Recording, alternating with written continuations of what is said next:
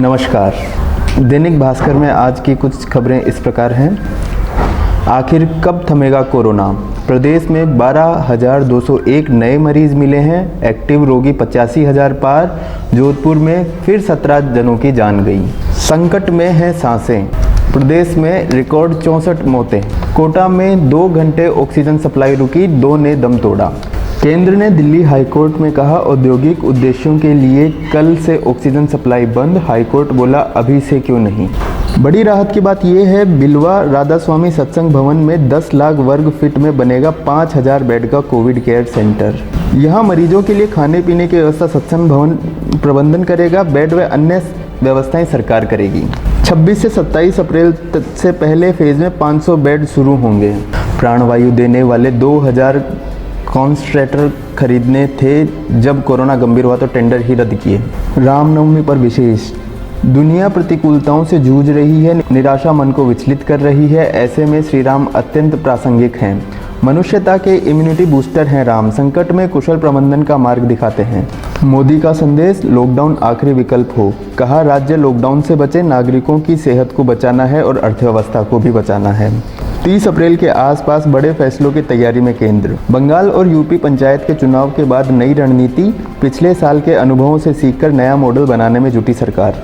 रामनवमी विशेष। राम की सेवा में राजस्थान का बड़ा योगदान। बंशीपुर की पहाड़ियों के पत्थर भी काम आएंगे। अयोध्या में राम मंदिर का आधार होंगी।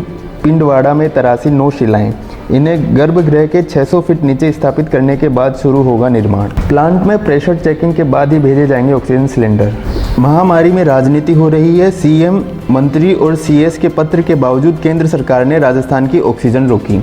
जिलों में खड़ा होने लगा रेमडेसिविर वैक्सीन और दवाओं का संकट। सरकार भारी दबाव में। शादियों के सीजन में लॉकडाउन से होगा 14,000 करोड़ का नुकसान। व्यापारी एकजुट हुए, बोले जीएसटी व वेट चुकाते हैं, दुकानें खोलने की छूट मिलनी चाहिए।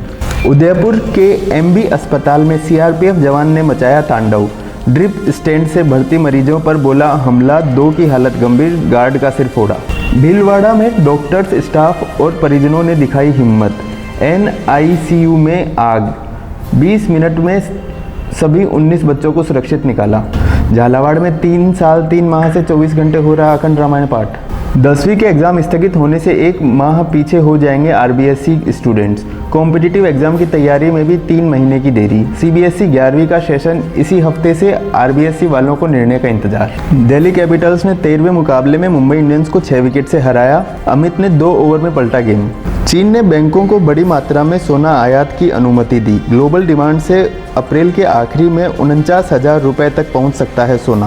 पाडा की ऑटोमोबाइल शोरूम खोलने की अनुमति देने की अपील। सड़क से संसद तक बवाल, भारी हिंसा। पाकिस्तान में इमरान सरकार ने उपद्रवियों के आगे घुटने टेके। 11 अप्रैल तक देश में वैक्सीन की 23% डोज खराब। टीके का टोटा, फिर भी बर्बादी। तमिलनाडु, हरियाणा में सर्वाधिक। ब्रिटेन में 7 माह बाद एक दिन में 4 मौत। केस 94% तक घट चुके हैं। हिट एंड रन के मामले में सर्वोच्च न्यायालय की टिप्पणी। किसी आरोपी को सिर्फ इसलिए रियायत नहीं दी जा सकती क्योंकि वह बहुत अमीर है, सुप्रीम कोर्ट ने कहा। प्योंगयांग का कदम उत्तर पूर्व एशिया। अमेरिका की स्थिरता के लिए खतरा। उत्तर कोरिया की सबमरीन तैयार, इसकी परमाणु संपन्न मिसाइल से अमेरिका तक मची खलबली। उन सारे पत्थरों को अपने पास रख लीजिए जिसे आप लोग फेंकते हैं और उनका प्रयोग एक मजबूत स्मारक बनाने में करें, रतन टाटा ने कहा। हमारे बलराम की वजह से मंगल पर उड़ा हेलीकॉप्टर। हाईकोर्ट जज रिटायर्ड जजों को बतौर एडहॉक जज नियुक्त कर सके। हाईकोर्ट संकट की स्थिति में है, आधी ताकत से काम कर रहे हैं, सुप्रीम कोर्ट ने कहा। कंपनी के नाम के साथ ऑक्सीजन लिख देख निवेश की मची होड़। बाद में पता चला कि ये तो फाइनेंस कंपनी है, सर्किट लगाना पड़ा।